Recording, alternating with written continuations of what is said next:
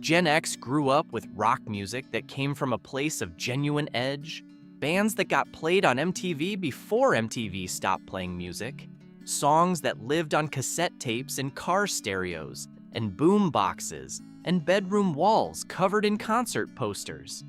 Some of those songs got massive. Some never quite made it to the top, but never left the people who found them. Here are 15 rock songs only true Gen X remember. Number 15, More Than a Feeling by Boston, 1976. Boston's debut album arrived in 1976 and sold 17 million copies in the United States alone, one of the best-selling debut albums in American music history. Tom Scholz, the MIT-educated engineer who was the band's creative center, had recorded the demos in a basement studio he built himself, using equipment he designed and built from scratch. He spent 2 years perfecting those recordings before anything reached a commercial label. More Than a Feeling was the lead single and opener. Scholz played nearly all the instruments on the album. The guitar sound, that specific layered, crystalline tone, was the product of Scholz's engineering background applied to the physical components of amplifiers and effects. He understood what was happening in the signal chain at a level that most rock guitarists didn't, and he used that knowledge to produce a sound that nobody else had quite managed.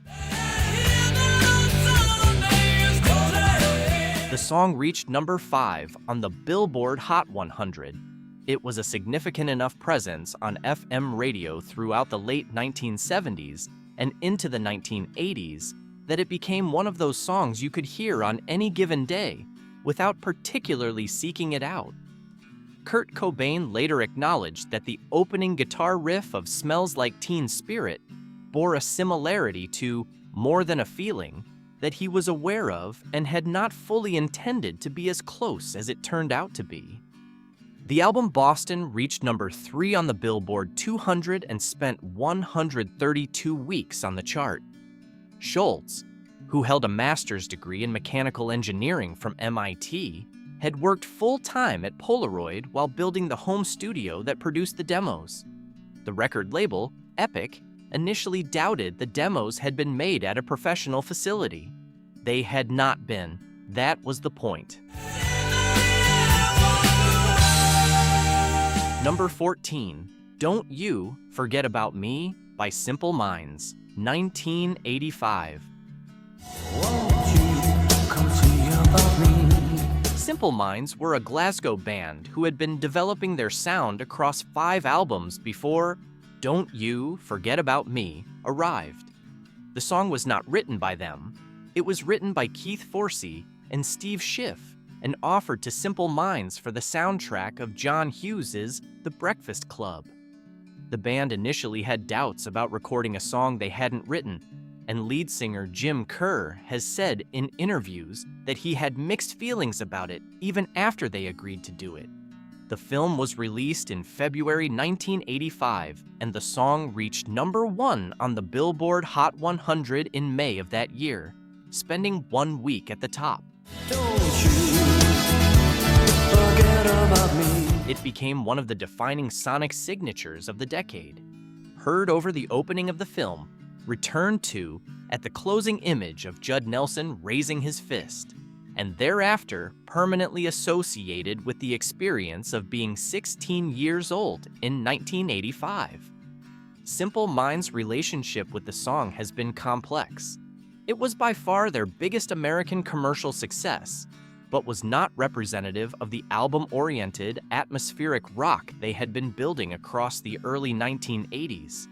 For Gen X, the song is inseparable from the film, and the film is inseparable from the experience of being a teenager at a specific moment when John Hughes was making films that took teenagers seriously.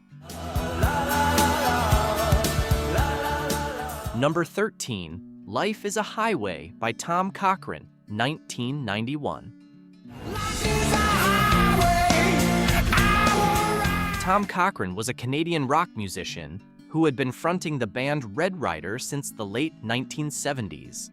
Life is a Highway was written after a trip to Africa, specifically to Malawi, where Cochrane had gone as part of a music charity initiative and had been profoundly affected by what he witnessed. The song came from that experience, though the lyric operates as a more broadly applicable metaphor about forward momentum and resilience. It was released in 1991 and reached #1 on the Canadian Singles Chart. In the United States, it reached #6 on the Billboard Hot 100.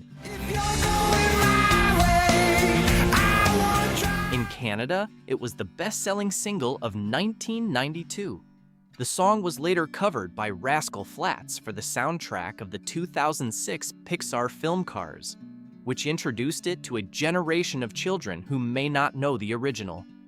Cochrane's version has a specific quality of road-worn authenticity that the Rascal Flatts production, which is considerably more polished, doesn't quite replicate. For Gen X listeners who caught it on rock radio in 1991 and 1992, Cochrane's original is the one that lives in the memory. Number 12, Vasoline by Stone Temple Pilots, 1994. Stone Temple Pilots released Purple in June 1994, and it debuted at #1 on the Billboard 200. The band had been accused since their debut album of following rather than leading, of arriving after grunge had been defined and adding little new to it. Purple was their answer to that criticism. Vasoline was an album track rather than a single, which meant it circulated primarily among people who owned the album and spent time with it, rather than people who caught it on radio. The song is built on a riff that Scott Weiland, Dean DeLeo, Robert DeLeo, and Eric Kretz constructed with a specific detuned looseness. The kind of sound that requires a band to be playing together in a room with the volume up to find. Dean DeLeo's guitar work throughout Purple is among the more underrated guitar playing of the 1990s alternative rock period, and Vasoline is one of the tracks that demonstrates why his approach was distinctive. Stone Temple Pilots had a commercially turbulent decade in the 1990s, partly because of Scott Weiland's personal difficulties with substance use. Weiland died in December 2015 at the age of 48. The records he made with the band during their peak years have been reassessed with increasing generosity since his death. Number 11, Plush by Stone Temple Pilots, 1993. Stone Temple Pilots' debut album Core was released in September 1992 and eventually sold 8 million copies in the United States. A commercial performance that exceeded what most of the bands the critics compared them to had achieved. Plush was the third single and won the Grammy Award for Best Hard Rock Performance with Vocal in 1994. The song was written in a specific emotional register, slower, heavier, more deliberately brooding than the faster material on the album, and it gave Weiland's voice room to demonstrate a range that the harder tracks didn't require. His delivery on Plush, the way he stretches syllables, the way the vocal line moves against rather than with the guitar rhythm, has a quality that is immediately identifiable as his and nobody else's. Plush reached #1 on the Billboard Mainstream Rock Chart and #1 on the Alternative Airplay Chart simultaneously. For a band that critics were dismissing as derivative, those numbers were difficult to argue with. The song has stayed on rock radio for 30 years because it does something specific that rock songs in the grunge era often didn't do. It settles into its groove and stays there. Number 10, Closer to the Heart by Rush, 1977. Closer to the heart. Rush had been building their audience through sustained touring and album releases since their debut in 1974, finding a devoted following that was specifically and intensely loyal rather than broadly casual. By 1977, they had released 4 albums, and A Farewell to Kings was the 5th, containing Closer to the Heart as its most commercially accessible track. The song was written by Neil Peart and Peter Talbot, the only Rush song with a writing credit shared outside the band's core 3, and it stands apart from much of their catalog in its brevity and directness. At 2 minutes and 52 seconds, it is considerably shorter than most Rush compositions and makes its point without the extended instrumental passages and complex time signatures that characterize their more ambitious work. Closer to the Heart reached number 36 on the Billboard Hot 100 and number 1 on the Canadian Singles Chart. It became one of the touchstone songs for Gen X rock fans who found Rush through FM radio in the late 1970s and early 1980s, before the band moved toward the synthesizer-heavy sound of their early to mid-1980s work. The specific combination of Geddy Lee's bass, Alex Lifeson's guitar, and Peart's drumming on this track is one of the cleanest expressions of what the band could do when they chose economy over complexity. Number 9, Everlong by Foo Fighters, 1997. Dave Grohl wrote Everlong during an intensely productive period in 1997, and it appeared on the Foo Fighters' second album, The Color and the Shape. Grohl has said in various interviews that the song came together quickly, that it arrived in more or less complete form in the writing, and that the recording process was largely a matter of capturing what was already there rather than building it from scratch. The guitar parts on the recording are played by Grohl and Pat Smear, with the specific open D tuning Grohl used giving the chords a resonance that standard tuning wouldn't have produced. Grohl played drums on the recording himself, as he did on much of the first Foo Fighters album. The specific combination of his drumming instinct and his songwriting instinct is audible in the way the rhythm and the melody interact. Everlong reached number 1 on the Billboard Mainstream Rock Chart. The music video, directed by Michel Gondry, was one of the more visually inventive videos of the late 1990s MTV period. Grohl has said publicly on multiple occasions that Everlong is his favorite song he has ever written. For Gen X, the song arrived at a moment, 1997, enough years in to have perspective on what had mattered, and the feeling it carried was exactly right for that moment. The Color and the Shape was the first Foo Fighters album with a full band contributing throughout. Taylor Hawkins had joined on drums, and Nate Mendel and Pat Smear rounded out the lineup. The tightness of the performances reflected a group that had been touring together and had found their chemistry.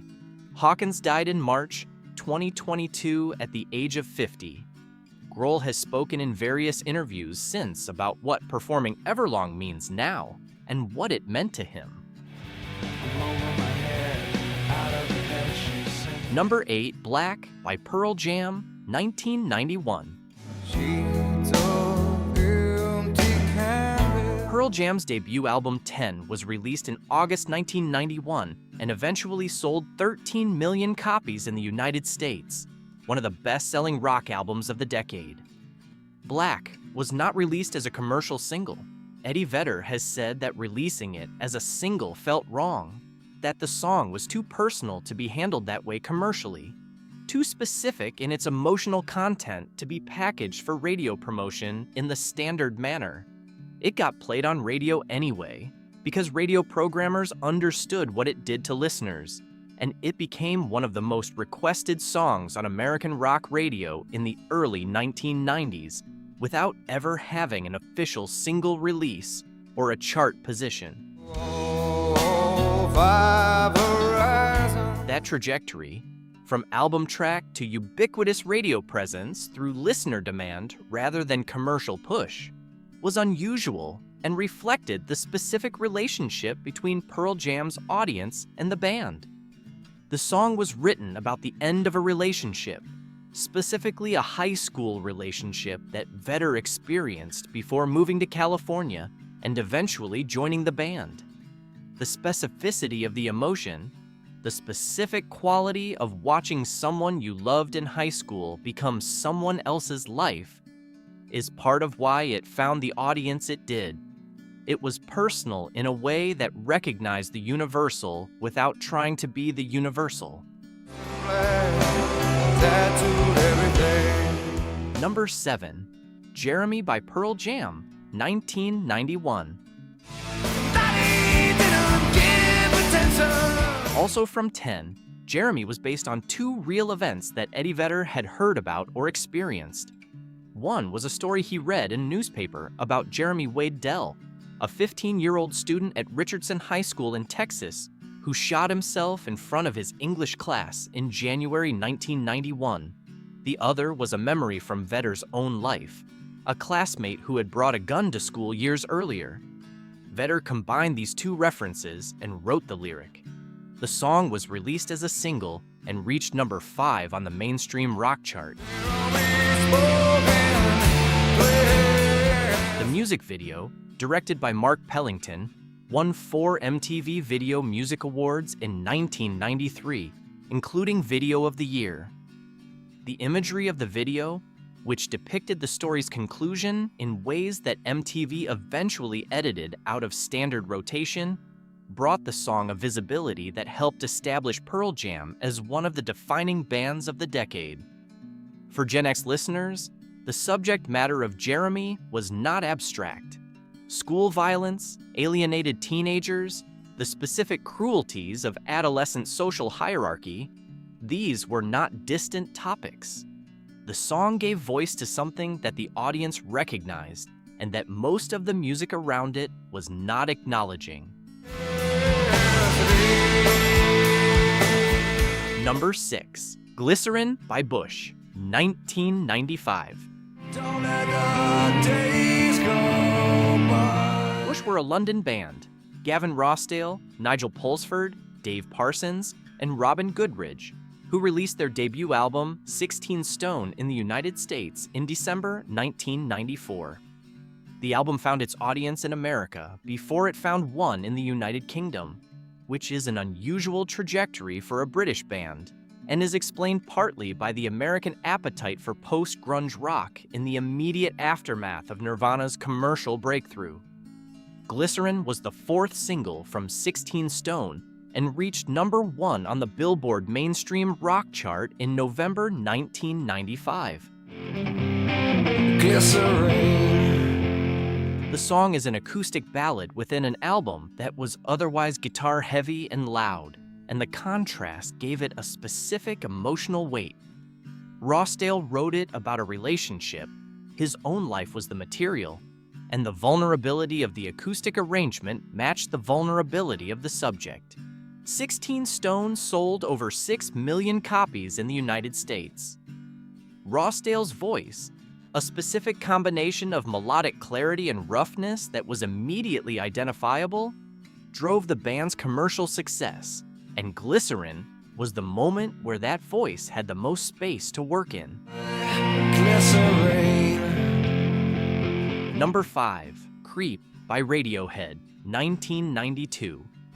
I wish I was special. Radiohead released Creep as their debut single in September 1992, and it initially went nowhere. In the United Kingdom, it charted briefly and then disappeared. Tom York has described the early response to the song as discouraging. The band moved on, recorded their debut album, Pablo Honey, and continued. Then Creep was picked up by radio stations in Israel and was played heavily, which led to its being picked up in other markets, which led to its American release in 1993 and its eventual chart success. It reached number 34 on the Billboard Hot 100 in 1993 and number 7 on the Billboard Modern Rock chart. The guitar chord progression at the heart of the song was later the subject of a lawsuit by the Hollies, whose 1974 song, The Air That I Breathe, written by Albert Hammond and Mike Hazelwood, contains a similar harmonic sequence. The lawsuit was settled. Hammond and Hazelwood were added as co-writers. For Gen X listeners who found the song in 1992 or 1993, Creep had a specific quality of articulating the experience of feeling perpetually outside the thing everyone else seemed to belong to. That quality made it more durable than most debut singles. Radiohead have had a complicated relationship with the song in the years since. At various points, they stopped performing it live entirely, finding it too reductive a summary of a career that has moved in many different directions. They have since returned it to their live set. The audience has never stopped wanting to hear it, which is either the song's greatest success or its greatest complication, depending on whom you ask. I don't belong here. Number 4, What It's Like by Everlast, 1998. Everlast, born Eric Schrody, had been the lead rapper of House of Pain before dissolving that band and reinventing himself as a solo artist working at the intersection of rap, rock, and blues. What It's Like was released in 1998 and represents one of the more unusual crossover achievements of the late 1990s. A song built on an acoustic guitar figure, Schrody's raspy voice, and a lyric that told 3 stories about 3 people on the margins of American society. The 3 figures in the song, a pregnant teenager, a homeless man, a drug dealer, are each treated with the kind of moral seriousness and lack of easy judgment Get a job, you fucking slobs out here. that the era's radio music rarely offered. The production by Dan Nakamura gave the track a spaciousness that matched the subject matter. It reached number 13 on the Billboard Hot 100 and number 1 on the Billboard Mainstream Rock chart. An unusual double for a song that sat outside conventional genre categories. Schrody had suffered a serious heart attack in 1998, which had influenced both the writing and the emotional register of the album Whitey Ford sings the blues that contain the song. The proximity to mortality gave the material a quality of genuine assessment, what matters, what doesn't, that listeners recognized. Then you really might know what it's like. Number 3, Semi-Charmed Life by Third Eye Blind, 1997. What motivates and C comes round and C goes down to me. Third Eye Blind released Semi-Charmed Life as their debut single in 1997, and it reached number 4 on the Billboard Hot 100. The song is built on a guitar figure and a melody that communicate cheerfulness and forward momentum. The lyric, written by Stephen Jenkins, addresses methamphetamine use and the seductive logic of addiction in terms specific enough that several radio stations eventually declined to play the full version. A radio edit was produced. The production, by Eric Valentine, who worked extensively with the band on their debut album, gave the song a brightness that sat in counterpoint to the subject matter. Jenkins has spoken in interviews about the deliberate choice to put a dark lyric inside an appealing musical package, arguing that the contrast was part of the point. The seductive surface of the song was meant to reflect something true about the subject it was addressing. Third Eye Blind's self-titled debut album sold over 5 million copies in the United States. Semi-Charmed Life was the commercial peak of that album and remains the song most associated with the band. For Gen X listeners catching it on radio in 1997, the song's energy matched the specific feeling of a decade that had started dark and was ending in a moment of economic and cultural expansion. Number 2, The Freshman by the Verve Pipe, 1996. For the life of me, I cannot remember. The Verve Pipe were a band from East Lansing, Michigan. Brian Vander Ark, Donnie Brown, Brad Vander Ark, Dave Krieg, and Brian Stout, who had been recording and touring regionally before The Freshmen broke through nationally, The song was written by Brian Vander Ark about a real event, the suicide of a young woman connected to his life, and the guilt and grief of that experience shaped both the lyric and the performance. The recording was initially released on the band's independent album Villains in 1996, before being re-released on a major label version. It reached number 5 on the Billboard Hot 100 in 1997 and number 1 on the Modern Rock chart. She was touching her face. The song's subject matter, guilt, loss, the permanent weight of actions that can't be undone, was handled with a directness and a lack of resolution that distinguished it from the smoothed-out product that surrounded it on radio.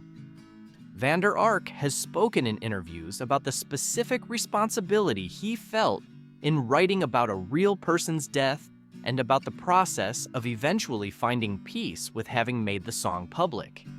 The rawness of the emotion is audible in the recording, and it is the rawness that has kept the song in the memory of the Gen X listeners who found it on rock radio in 1996 and 1997. Number 1, Fade to Black by Metallica, 1984. Metallica wrote Fade to Black in late 1983 and early 1984, partly in response to having their equipment stolen before a show in Boston. James Hetfield has said the song was also about a more general sense of despair, the specific feeling of having nothing left, of everything that had sustained you being taken away. The song was the first ballad Metallica recorded, and the metal press and fan base at the time were skeptical about whether a slow song had any place in the band's catalog. It appeared on Ride the Lightning, Metallica's second album, released in July 1984. The album was recorded in Copenhagen at Sweet Silence Studio with producer Flemming Rasmussen, who worked with the band on 3 consecutive albums. The guitar work on Fade to Black, There is nothing more for me. the clean acoustic intro giving way to the heavier, more complex passages as the song builds, was a demonstration that Hetfield and Kirk Hammett could operate with restraint and precision rather than constant speed and aggression. The song received letters from listeners who said it had helped them through moments of genuine crisis. It was associated by some with suicidal ideation, which generated controversy in the 1980s, but which also meant the song was reaching people in real pain and doing something for them. Hetfield has spoken about that in interviews with a combination of care and directness. Fade to Black was not released as a commercial single in the United States. It became a cornerstone of rock radio and one of the most requested songs in Metallica's live catalog through listener demand alone. For Gen X rock fans who found Metallica in the mid-1980s, often through older siblings, often through tapes passed between friends, in a pre-internet distribution system built entirely on word of mouth, Fade to Black was the song that proved the band could do everything. Metallica went on to become one of the best-selling musical acts in history, with total album sales estimated at over 125 million worldwide. Ride the Lightning, the album containing Fade to Black, was the record where the band first demonstrated the range that their debut had only hinted at. It remains, among the Gen X listeners who grew up with it, the album where Metallica stopped being a band you heard about and became a band you couldn't stop listening to. If any of these just played in your head, hit the like button and subscribe. There are more lists like this one waiting.